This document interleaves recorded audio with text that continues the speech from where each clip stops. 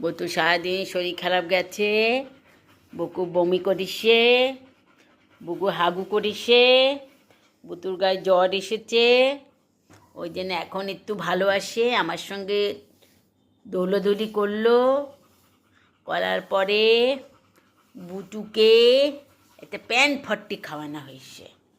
Pan forty খাওয়ানোতে বুতু এখন একটু ভাও আসে। বুতুর গুন্ডামি চললো 1/2 ঘন্টা, এখন ওর একটু সেবা চলছে। এই যে টান টান হয়ে শুয়ে আছে রয়্যাল বেঙ্গল ডগ, একটা রয়্যাল বেঙ্গল ডগ আমার গুট্টু। রয়্যাল বেঙ্গল ডগ তোমরা জানো, ইতিহাসে বিরল, বুঝেছ? এই দেখো রয়্যাল বেঙ্গল ডগ, এই দেখো সেবা চলছে এখন। এই যে সেবা চলছে এখন, চিরুনি চলছে, যাতে একটাও না গায়ে ওর কোনো নোংরা থাকে। সারাদিন ওর সেবা হয়নি, তাই এখন একটু ওর সেবা করছি আমি। একটু ভালো লাগছে মনে হচ্ছে। এই যে সকালে তো এমন অবস্থা, মনে হচ্ছিল কি যে আমি করব ভেবে পাচ্ছিলাম না। ডাক্তারকে ফোন করা হলো, বললো জ্বর এসেছে, শিগগিরই একটা নাইস ট্যাবলেট খাইয়ে দিন, সঙ্গে একটা অ্যান্টাসিড।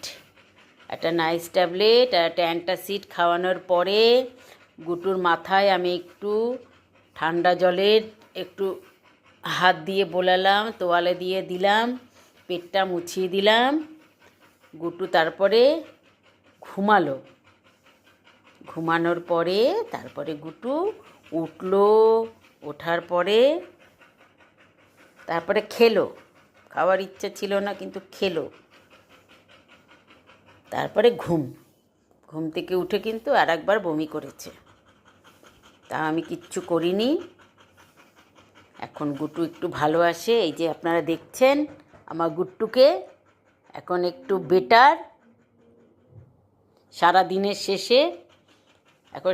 শেষে চার্জ মনে হয় একটু হয়ে গেছে, এই চার্জের জন্য এখনও একটু এই যে একটু ফ্রেশ লাগছে, ফ্রেশ। এই যে ফ্রেশ, এই যে বদ্দি, ও তো আমার শাশুড়ি না, আমার বড় যা। ও বাবা, এটা আমার শাসনে রাখে।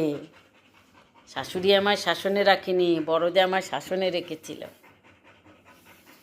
এই যে আমার সেই বড় যা, আমি জামা পরলে দাঁড়িয়ে থাকবে, কোথায় গেলাম